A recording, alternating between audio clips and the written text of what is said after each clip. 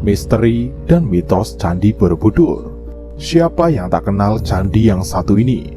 Salah satu bangunan yang diakui UNESCO sebagai keajaiban dunia.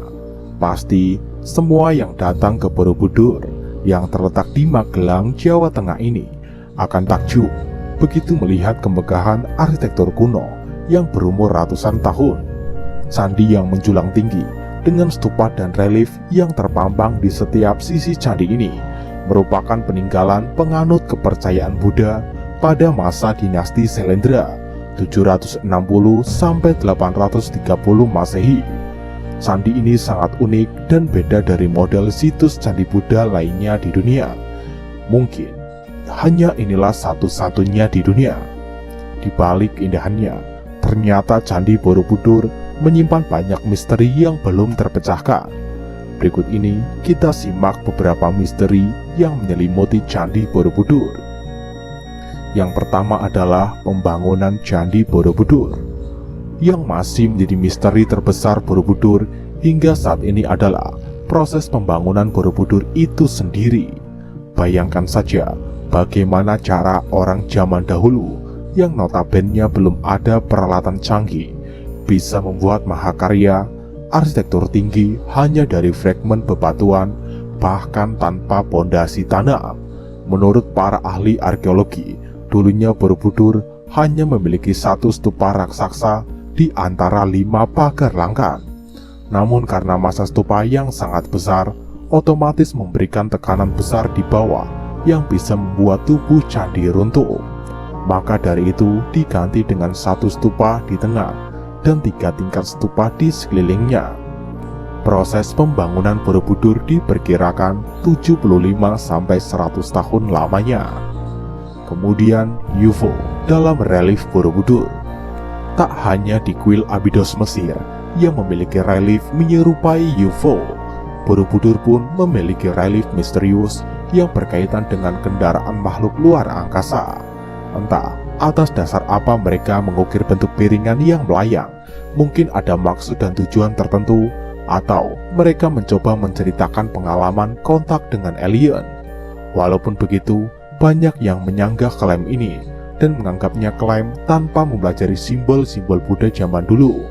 Jika diteliti lebih lanjut, objek tersebut dimaksudkan untuk menggambarkan 7 permata raja. Selanjutnya, misteri Danau Purba.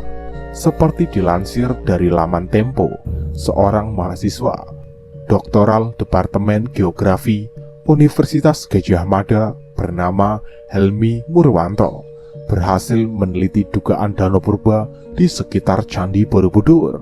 Menurutnya, daratan ini dulunya adalah sebuah danau purba berumur 10.000 tahun, terbentuk pada zaman Pleistosen akhir. Hilangnya danau ini disebabkan oleh pendangkalan dan aktivitas manusia, di mana sebelum adanya peradaban di daerah itu, danau masih tergenang luas hingga 8 km dari Sungai Paca di kaki Bukit Tidar, Mertoyudan hingga mencapai kaki Gunung Menoreh. Perakiran itu didapatkan dari analisa penyebaran endapan lempung hitam yang berasal dari material vulkanik dan bebatuan. Selain itu, citra satelit juga menunjukkan aliran sungai yang bermuara pada danau tersebut. Memang sangat masuk akal jika daerah tersebut dulunya adalah sungai, karena konsep Candi Borobudur sendiri mirip bunga teratai.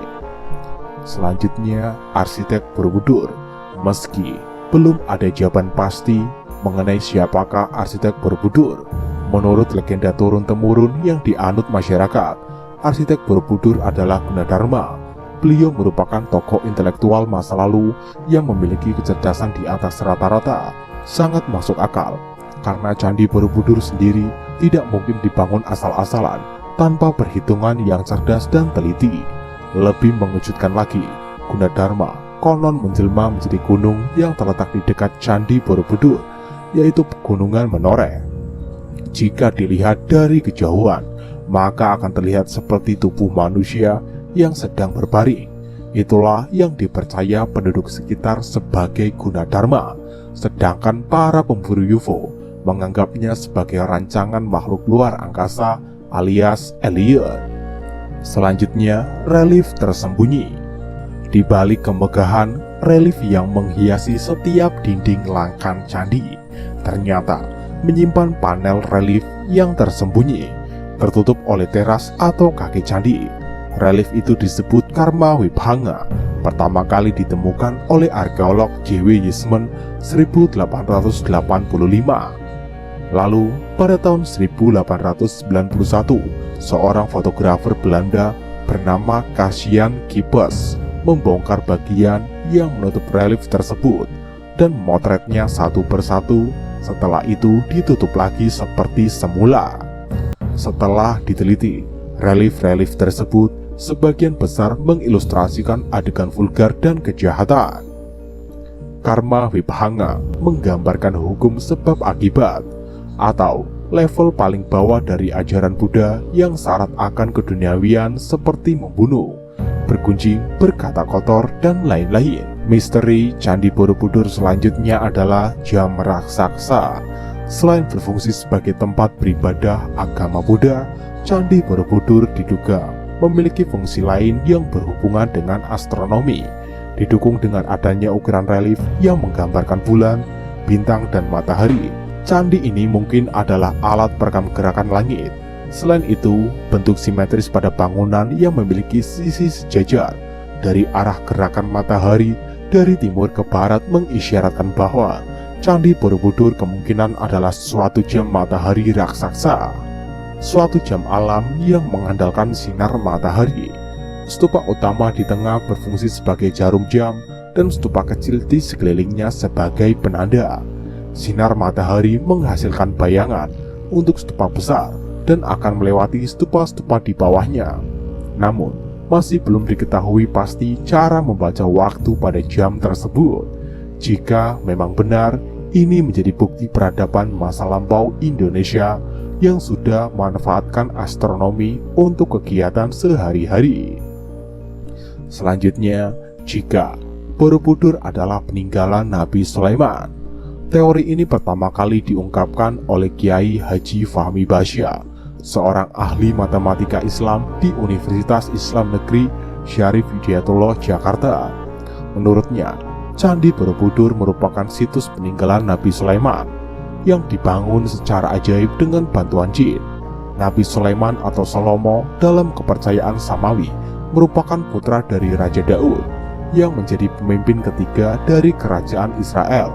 Menurutnya, Nabi Sulaiman pernah menjelajah sampai ke Nusantara untuk menyebarkan agama Islam. Banyak bukti yang menurutnya mendukung teorinya, seperti relief-relief bunga, hewan, dan tulisan Arab Bismillah di Candi Boko. Candi Borobudur dianggap sebagai kotak peti warisan Nabi Daud, seperti yang disebutkan dalam Al-Quran. Gagasan ini menimbulkan pro dan kontra di kalangan sejarawan. Banyak yang menolak, tapi tidak sedikit yang setuju dengan pendapat beliau.